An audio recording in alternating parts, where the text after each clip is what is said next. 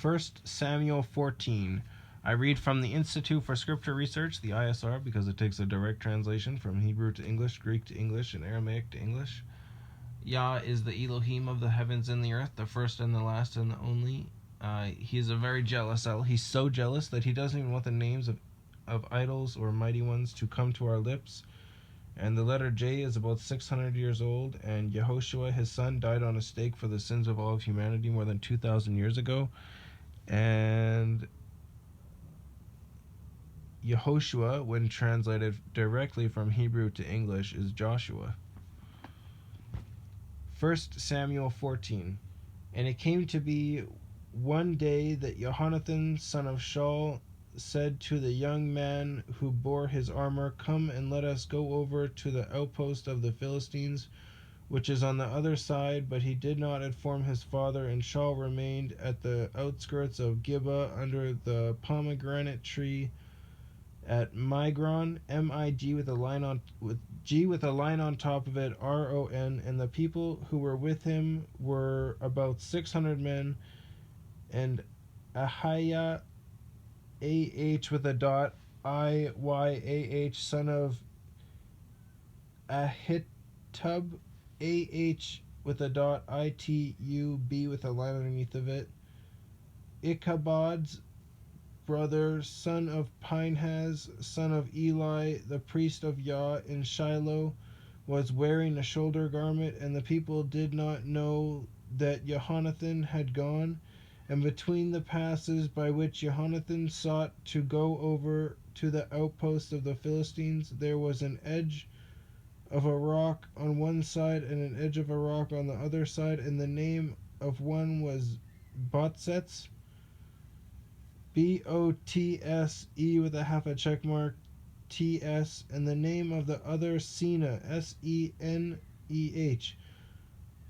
The one edge was on the north opposite Michmash, and on the other on the south opposite Gibeah.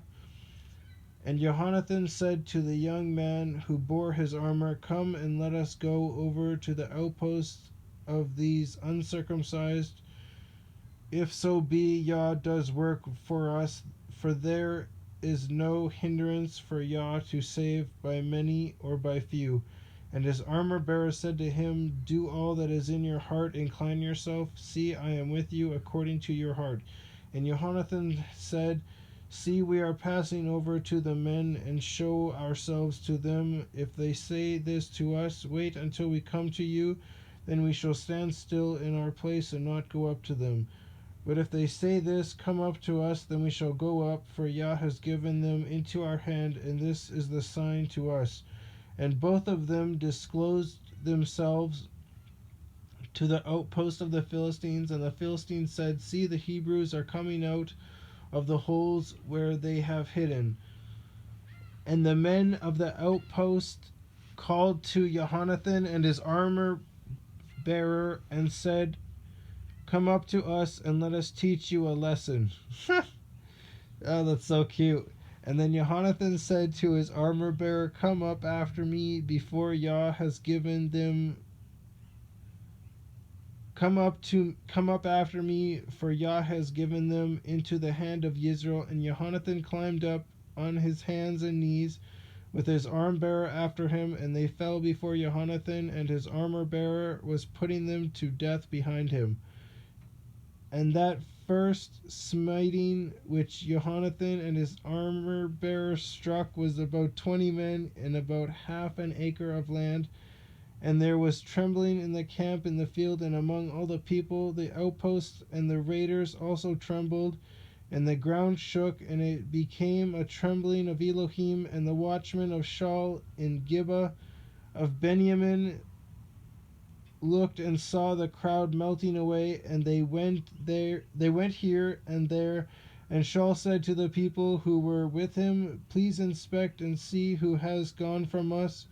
So they inspected and saw that Jonathan and his armor bearer were missing. And Shaul said to Ahiah, "Bring the ark of Elohim here," for the ark of Elohim was with the children of Israel on that day. And it came to be, while Shaul talked to the priest, that the noise which was in the camp of the Philistines went on and became great. So Shaul said to the priest, "Withdraw your hand."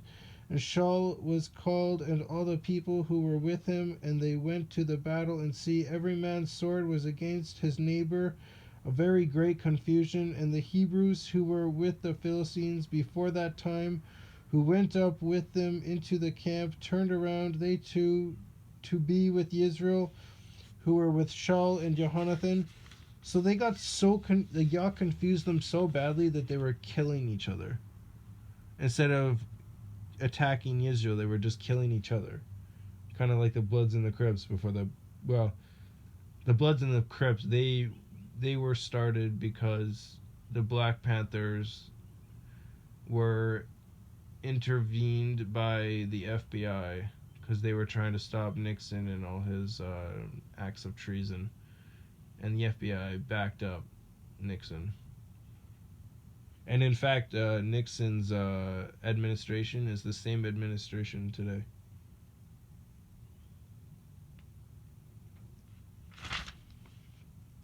And all the men of Israel who had hidden in the mountains of Ephraim heard that the Philistines fled, and they also pursued them in the battle. When I mean his policies, I mean his foreign policies. They're all still in act today.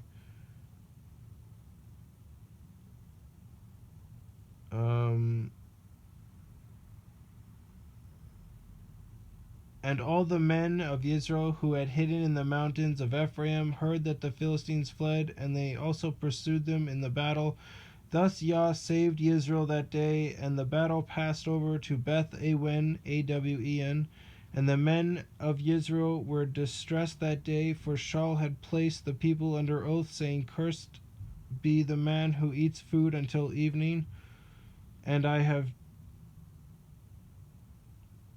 taken revenge on my enemies." Therefore none of the people tasted food, and all they of the land came into the woods, and there was honey on the ground, and the people came into the woods and saw the honey dripping, but no one put his hand to his mouth, for the people feared the oath. But Jonathan had not heard that his father had taken an oath of the people, and he stretched out the end of the rod that was in his hand and dipped it in the honeycomb and put his hand into his mouth, and his eyes lit up. Then one of the people said, "Your father strictly took an oath of the people, saying, 'Cursed is the man who eats food today.'" And the people were wary, and Jonathan said, "My father has troubled the land. Now see how my eyes lit up when I tasted a little of this honey. How much better if the people had well eaten today of the spoil of their enemies, which they found, for then would not the slaughter among the Philistines have been greater?" And they struck the Philistines that day from Michmash to Aylon, Aylon. So the people were very wary, and the people pounced on the spoil and took sheep and cattle and calves and slew them on the ground, and the people ate with the blood. You're not supposed to eat with the blood. And they took Shaul, saying, "Look, the people are sinning against Yah by eating with the blood." And he said, "You have acted treacherously. Roll a large stone to me today." And Shaul said, "Scatter among the people and say to them, each one bring his ox near to me, and each one his sheep, and you shall slay them here and eat." You know what they should have done was eaten the honey like Jonathan had done, and they wouldn't have been starving as much, and then they wouldn't have eaten the blood, because that's just disgusting.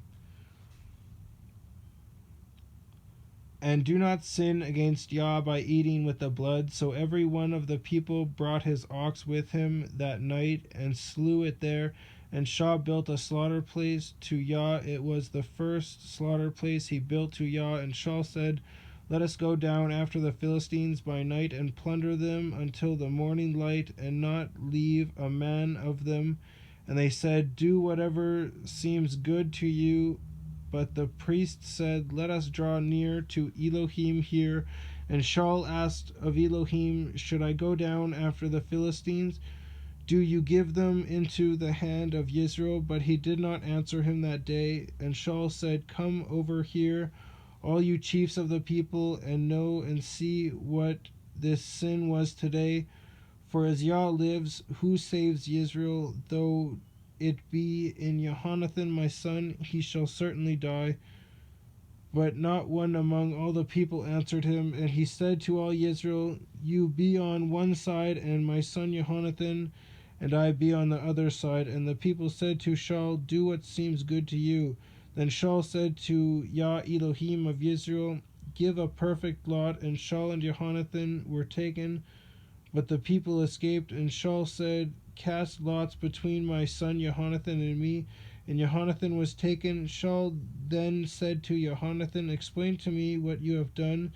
And Jonathan explained to him and said, I only tasted a little honey with the end of the rod that was in my hand. See, let me die.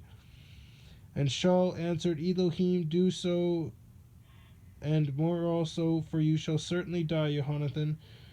But the people said to Shaul, Should Jonathan die, who was wrought with great salvation in Israel? Far be it, as Yah lives, let not one hair of his head fall to the ground, for he was wrought with Elohim this day. Wrought. Thus the people ransomed Jonathan, and he did not die. And Shaul returned from pursuing the Philistines, and the Philistines went to their own place. I don't think he should have been killed anyways, because he didn't even know about it. It should only count if you actually know about it. Like, you heard it, you acknowledged it, and then therefore you know about it. But he didn't even know about it. He wasn't even there. So it doesn't even make sense that they'd kill him. And Shaul took the reign over Israel and fought against all his enemies round about, against Moab, and against the children of Ammon, and against Edom, and against the sovereigns of Soba, Tsob with a line underneath of it, and against the Philistines. And wherever he turned, he inflicted punishment. And he gathered an army and struck the Amalekites, Amale with a half a check mark, Qites, and delivered Israel from the hands of those who plundered them. And the sons of Shaul were Jonathan and Yishwi, Yishwi, and Malkishua, Malkishua. And the names of his two daughters were these: the name of the firstborn, Merab, M-E with a half a check mark, R-A-B with a line underneath it, and the name of the younger, Michael, M-I-K with a line underneath of it, A-L, Michael. And the name of Shaul's wife was Ahinoam, A-H with a dot, I-N-O apostrophe A-M, and the daughter, Shaul's wife was Ahinoam, the daughter of Ahimaaz. Ahimaaz, A-H with a dot, I-M-A apostrophe A-T-S. And the name of the commander of his army was Abner, A-B with a line underneath of it, N-E with a half a check mark, R, son of Ner, N-E-R, E with a half a check mark, uncle of Shaul. And Quish was the father of Shaul, and Ner, the father of Abner, was the son of Abiel, A-B with a line underneath of it, I apostrophe E with a half a check mark, L. And there was tough fighting against the Philistines all the days of Shaul. And when Shaul saw that mighty men or many brave men, he took for himself. And when Shaul saw any mighty men or any brave men, he took him for himself.